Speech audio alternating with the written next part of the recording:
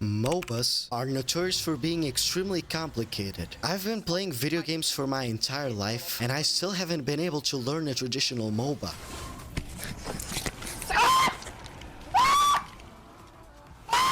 And I don't think I want to anymore. There's a big focus on skill expression that attracts me to the genre. With the amount of tools you have at your disposal, there's an infinite amount of playstyles that you can choose from. Something that should happen in every game. But the RTS control scheme isn't exactly intuitive for someone who has no experience with the genre. Plus the fact that you have to learn over 100 different champions with upgradable abilities, different spell combinations, thousands of item loadouts, different roles for each area of the map, main and side objectives, jungle mobs with different spawn points, behaviors, buffs, ganking, jungle pathing, farming, lane rotations make me wish I could just slow down. For a newcomer, it's a lot to take in. It's a shame that the extreme diversity of playstyles and unique tug-of-war dynamics of MOBAs are locked behind hundreds if not thousands of hours of studying and grinding to even reach their skill floor. And yet, despite adding an entire extra dimension to what's already a convoluted genre, Deadlock is just so intuitive.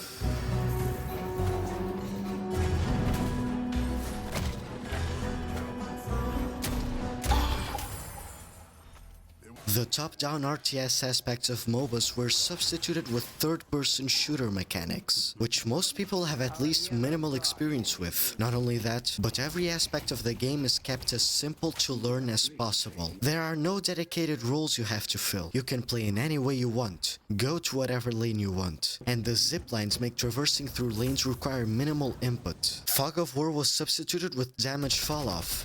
Shops were added next to every tower so you don't have to go back to spawn to upgrade your loadout. And the item shop itself is well organized and simple to understand. I can barely pronounce the name Fimbulwinter so much as discovering its use through its name alone. Compare that to the glass cannon item. It leads me to guess it trades health for more damage, which is mostly correct. This naming convention allows newcomers to quickly get a grasp of how they would like to build their character without having to waste much time reading descriptions and stat changes. But what if you don't want to make a build yourself? Well, you can use Valve's default build, or browse through community-made builds in-game that come with instructions on which items and upgrades to get, and how to play the build effectively. Not only does Deadlock have a much more familiar setting, it also makes its MOBA elements as intuitive to interact with as possible. The game is still in early alpha and currently invite only, so it only comes with a very small portion of champions. But after years of playing hero shooters and experiencing character launches that tear down their own game little by little, I honestly welcome not having to learn over 40 different heroes again. The current cast synergizes so well with each other that I don't see a reason to mess with it all that often. In essence, Deadlock is simple. Which ironically is exactly the opposite of what everyone expected when the game was leaked. Valve has a habit of ignoring rampant cheating problems, and the Deadlock leak came at a time when both the Team Fortress and Counter-Strike communities were angrier than ever, so they took the leak as an opportunity to express their distaste with Valve. I fully agree that ignoring the bot crisis for 4 years when you clearly have the tools to fix it is a complete disrespect to your consumers, but I don't see how that allows people to judge a game that not only hasn't officially come out yet, but they haven't even tried at the time. I'm sorry, but if you justify calling Deadlock a failure based on MOBA bad, hero shooter dead, and I'm listening to my intuition, I can't take you seriously. Please stop making assumptions about games that haven't come out yet. It's idiotic, and you're only lucky if you don't end up being wrong in the end. Deadlock has a low skill floor compared to other MOBAs, but there's no ceiling for what you're capable of if you're creative.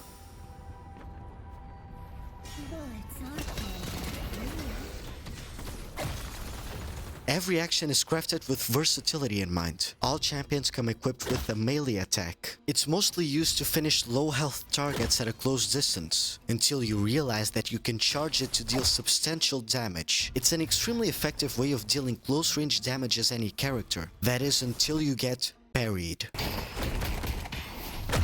Now the whole dynamic gets changed, and you are encouraged to get creative. Instead of charging head-on, you slide behind walls to catch your opponent off guard. Or you bluff by charging your melee and deliberately missing it, leaving them defenseless in their block animation. Suddenly, a simple mechanic that is universal to every character now has a ton of unique ways of adapting it to your own playstyle. This same versatility is present in the movement. Movement isn't purely tied to some specific characters. The entire cast has access to a large amount of movement techniques. Double jumping, ground pounding, dashing, sliding, wall jumping, ledge climbing are all mechanics that might seem simple at first glance, until you start chaining them together, and suddenly you are rotating around the map at speeds that before were unthinkable for a MOBA game. Funnily enough, you can even sprinkle in some heavy melees for steep changes in direction. Then, we introduce the Curiosity Shop. At first, you are still limited by your champion and its tools, but now you can build loadouts which allow your character to fit entirely different playstyles. You can treat Viscus as a speedy damage dealer, flying around the lane and knocking opponents around, or use him as a support, pulling teammates out of bad situations and disrupting the enemy team from afar, or be a ball of goo forever.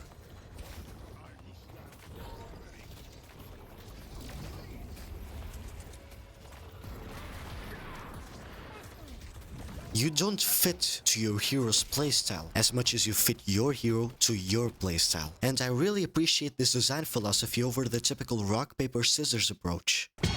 Overwatch is very strict with what you can and can't do. Every hero has extremely well-defined strengths and weaknesses that you can't overcome no matter what. Reinhardt is a purely close-range hero with very little mobility, and there's no way to get past his lack of movement and range, which means that as soon as you run into a Pharah, your fun will instantly be ruined because you're at a constant disadvantage. You can't use movement to close the distance, you can't buy items to threaten the Pharah, your only option is waiting until one of your teammates deals with her. On one hand, this makes sense, because Overwatch is mainly a team game where you must rely on teamwork and communication to win against threats you can't tackle alone. But on the other hand, I want to play Reinhardt, and I don't want to be forced to switch characters just because my sniper has terrible aim. In Overwatch, your hero doesn't affect the matchup, it decides it.